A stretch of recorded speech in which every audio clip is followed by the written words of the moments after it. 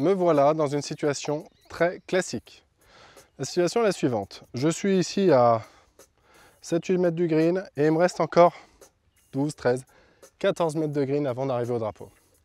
La grande erreur ici de la plupart des golfeurs, c'est de vouloir absolument s'entêter à faire un grand coup de sandwich, enfin faire un coup de sandwich pour porter la balle jusqu'au drapeau, quasiment de l'arrêter très courte. C'est une énorme erreur très commune chez les amateurs. Alors que si vous regardez, si vous analysez un petit peu le jeu des professionnels que vous voyez à la télé, bien vous allez voir que très souvent, ils font rouler la balle dès l'entrée du green, la plupart du temps en réalité. C'est ce qu'on pourrait appeler à cette distance-là un bump and run. Pourquoi bump and run? Parce qu'un premier coup de 7-8 mètres qui va tomber sur le green et qui va rouler beaucoup. Le bump, en fait, c'est un pitch and run, on peut l'appeler également comme ça. Alors j'ai pris ici un club assez fermé pour cette situation, un fer 8, là où la majorité des gens auraient envie de prendre un sandwich. Sandwich qui dit grande amplitude pour aller pas très loin finalement, c'est pas un club très puissant. Le fer 8 étant beaucoup plus puissant, je vais pouvoir ici me permettre de garder une balle basse avec ce fer 8 et aller jusqu'à la distance désirée avec beaucoup moins d'amplitude. Il suffit simplement d'avoir une technique adaptée à ce coup-là et puis à bien visualiser le point de chute. Je veux tomber, moi, toujours dans les 3 mètres entrée de green. 1, 2, 3. J'imagine une bande de green à l'intérieur du green de 3 mètres. Et bien tous mes points de chute de mes approches devraient, dans l'idéal, se trouver toujours dans ces 3 mètres entrée de green. J'ai 13 mètres à parcourir ou 14 mètres à parcourir jusqu'au drapeau. Et bien c'est pas grave, c'est dans les 3 premiers mètres que je vais chercher à faire tomber ma balle. Je me retrouve dans cette situation-là. Je veux me retrouver près du drapeau, mais en faisant rouler la balle. Alors, j'analyse un petit peu la situation. J'ai un green à double plateau. Le deuxième plateau est plus haut, donc ça me rajoute encore de la distance quelque part, puisque la balle va freiner en arrivant sur ce green, à la hauteur de ce plateau-là.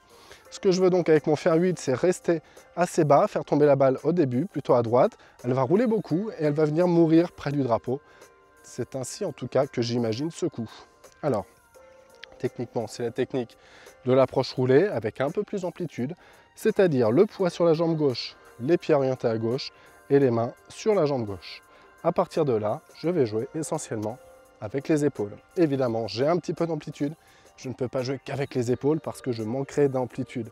Je vais libérer mes poignets ici, de manière à avoir un petit peu plus d'armement de poignets. Mais attention, le danger à partir de là serait de vouloir jouer avec les poignets.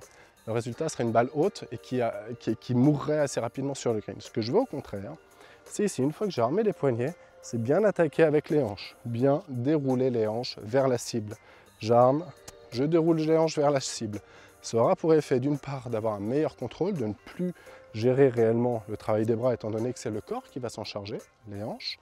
Et puis en plus, ça me permettra de garder les mains en avant et d'avoir une trajectoire d'autant plus basse, puisque c'est l'objectif de ce coup-là. Alors, je me mets en place. Je regarde où je vais faire tomber la balle, plutôt à droite. Point de chute, je suppose qu'avec le fer 8, c'est bien. C'est le club qu'il me faut. Je vais faire tomber la balle 3 mètres en tête de green, à droite de ma cible. Elle va revenir avec la pente. Et tout ira bien.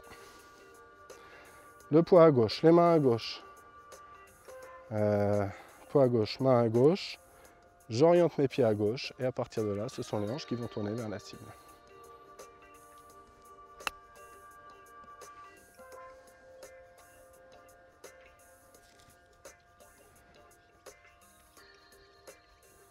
Voilà, la balle est arrivée aux proximités du drapeau, peut-être pas donnée, mais en tout cas j'ai évité tous les dangers du sandwich et des balles levées, qui incluent les grattes, les tops, les coups qui pourraient presque ne pas arriver sur les greens alors que je suis à moins de 10 mètres de celui-ci.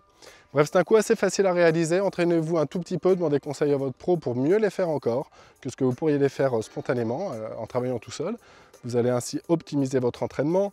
Mais voilà, ce sont des coups faciles, adoptez la bonne stratégie en bord de green.